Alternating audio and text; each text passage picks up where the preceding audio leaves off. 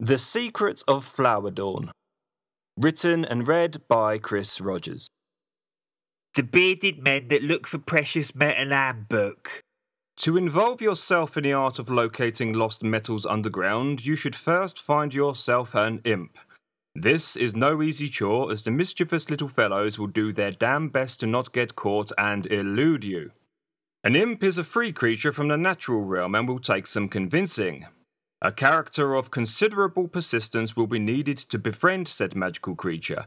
Normally, a fellow with a magical background whom has become accustomed to something being on fire due to bad spell pronunciation at some point in his career.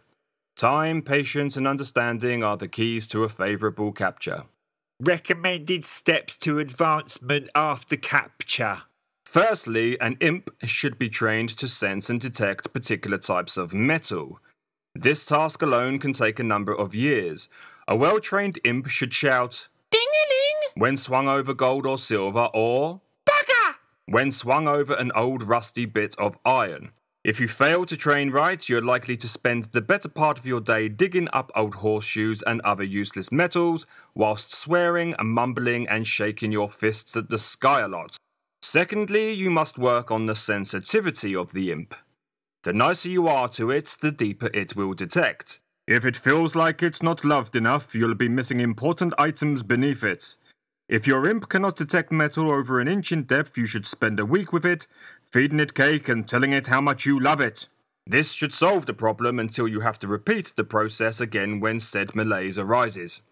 Also, you should keep your imp as entertained as possible.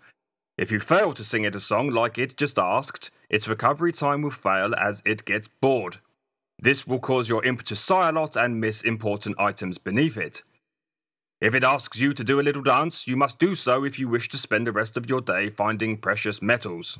And finally, we have to train the imp on how to grip onto the stick you will be swinging as the imp detects metal beneath it. This is a time-consuming task that normally involves long-term shouting and pulling at hair.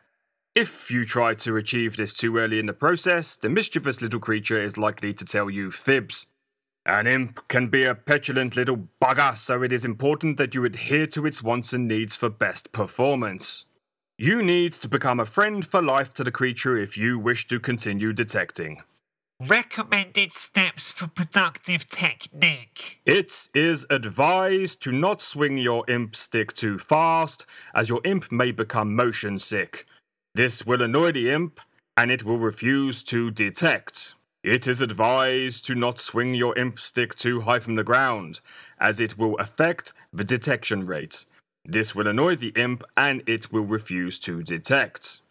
It is advised to not swing your imp stick in any extremes of weather. They don't like it. They will get annoyed and probably won't detect. It is advised to not swing your imp stick too near other imp sticks, as their detection frequencies can become mixed, causing them to argue. This can result in both of them sulking and refusing to detect. It is advised to feed your imp as much as possible. Failing to do so will annoy the imp and it will refuse to detect. We hope this manual reaches you well and puts you in good stead concerning the collection of hidden treasures. Dig well, my friends. Some things should stay hidden, especially those things that have a very real impact on the lives of the people that are near it.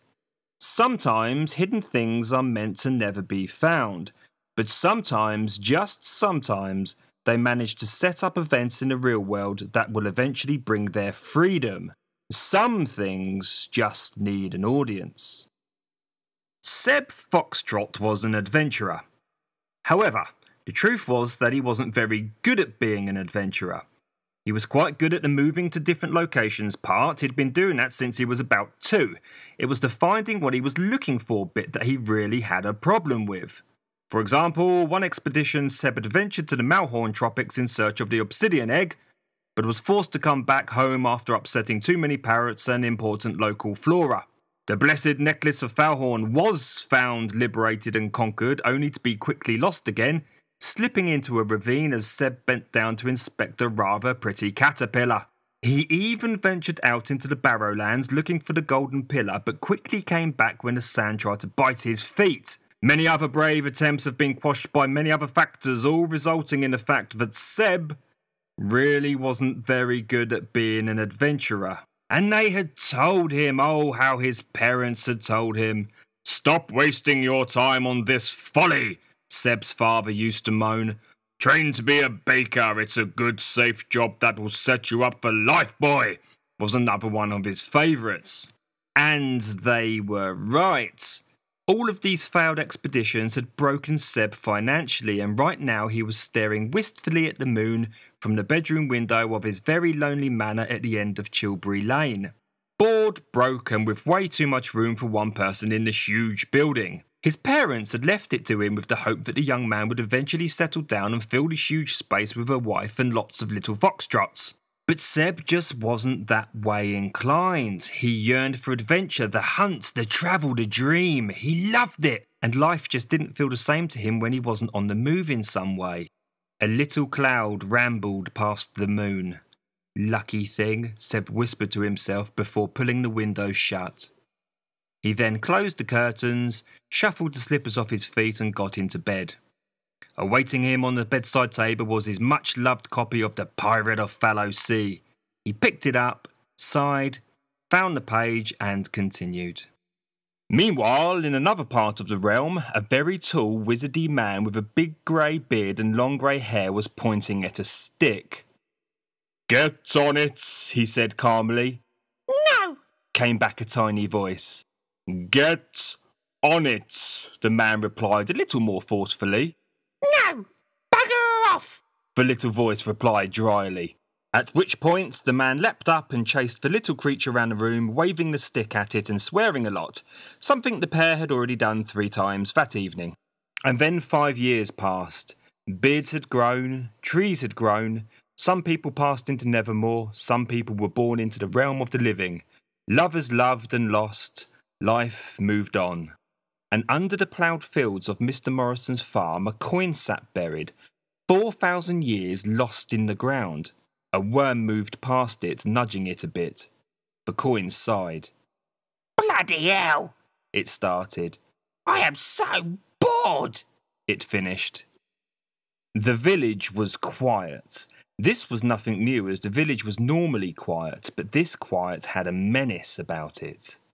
Similar to the calm before the storm, or when a little person had done something naughty and were waiting for their parents to find out about it. It had an energy about it.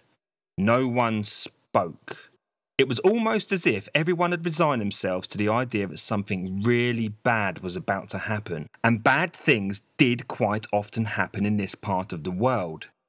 The dragon spotters sat in their nest, waiting for any airborne fiery beast to appear on the horizon. They also checked for orc parties, barbarians and all the other landlocked annoyances whilst they were there. Something that had caused them mild irritation for years, as it wasn't in their job description. But for the safety of the village, they did it, and they did it thoroughly. The village could put up little fight against a strong foe, but at least spotting it in the distance would give them time to make arrangements for safety. "What's that?" the man shouted. The other man stood up quickly and squinted off into the distance before sighing and then slowly sitting down again. "It's a badger, John. Not only is it a badger, John, it's probably the same badger you have seen at least 3 times in the past hour. Look, John, it's the one with the limp." "Oh," John replied. "Can't be too careful, eh?" The other man sighed again, sat down on the stool, took out his pipe from his top pocket and began stuffing it with willow beard. "What's that, Tom?" John shouted again. Tom sighed, filled the rest of the willow beard into the pipe, stood up and squinted. "It's a... Oh no." They stayed for 7 days. 7 days of generally bullying themselves about and not being very nice. They searched the village thoroughly but didn't find whatever it was they were looking for. And when villagers didn't let them rummage through their houses, they did so anyway and then burnt them down as a warning to anyone else that fancied being uncooperative. These were the Foulhorn Riders, normally dark messengers sent from the great city, but for this particular trip they had more pressing matters on their minds. The Great King was concerned about something out there in the realm, and the riders were sent out to calm that concern, something they always did quite efficiently. The spotter's nest burnt to the backdrop of a sun setting as they galloped away from the village. The 5 riders were of a mysterious and sinister background. Created over 1,000 years ago to protect the interests of the realm, the riders were expert in the ways of espionage and assassination.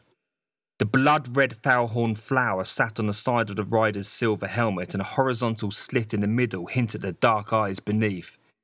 Each rider wears a black cloak and sits on a magnificent white stallion.